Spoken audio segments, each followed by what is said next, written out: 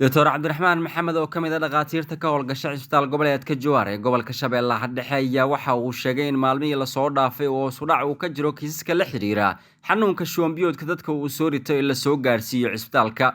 Wallow dhakhtarka uu sheegay inay jiraan kiisas la xiriira shuban biyoodka dadka qaba ee la soo gaarsiiyo cisbitaalka, waxaana uu sheegay in 12 bukaan xilligan xaaladooda caafimaad lagula tacaalayo cisbitaal goboleedka Jowhar.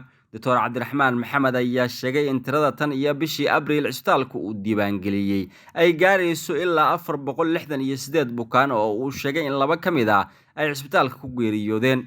Dr. Cabdiraxmaan Maxamed Cabdiraxmaan Walba ayaa hoosta ka xariiqay in toddobaadkani uu jiro hoos u dhac ku yimid xaddiga uu ku socday xanuunka shuban biyoodka, balse weli ay jiraan kiisas cudurka la xiriira oo cisbitaalka soo gaaraya.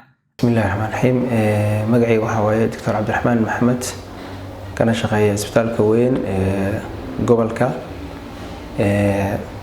Waxaa jiro ayaantan dhawaantan daba waxaa jiro isbitaalka waxa zaid ku ahaa oo ku soo badanayay cudurrada shuban biyoodka, taasoo sababteeda ay leedahay webigii oo yaraaday iyo kulliba baahiyo badan iska jiraan. Tirada guud laga soo bilaabo Abriil ilaa iyo bisha May 9keeda hadda aan ku jirno waxaan qaabilnay bukaan gaaraya 468 qofood. Xaaladoodana qaar badan aad bay u darneed. Alxamdulillah, Ilaahay mahadiisa isbitaalka uu la tacaalay shaqaalaha caafimaadka iyo dhakhaatiirta runtii aad ay saacidaad badan u siiyeen bukaanadaasi aad u darnaa ila darnaa shuban biyoodka.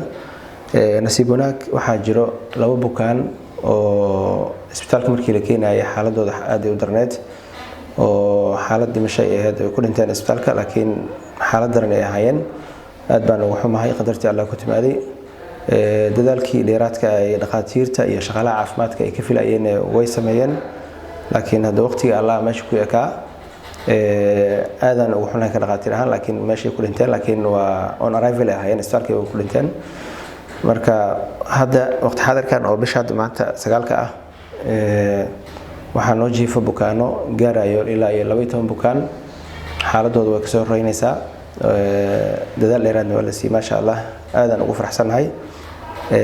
ma la dhihi karo shubankii hadda uu istaagay, laakiin wuu yaraaday. waa un 2 maalmood hadda ugu dambeysay. wuuna u baahnaa isbitaalka runtii dadaal dheeraad ah in wasaaradda caafimaadka iyo hay'adaha inay siiyaan si annagana waxa waaye runtii ay u noqoto marka arrintii inay dhakhaatiirtii iyo wax walba daawadii helaan. marka isbitaalka hadda waxa jiifo waa un 12 bukaan.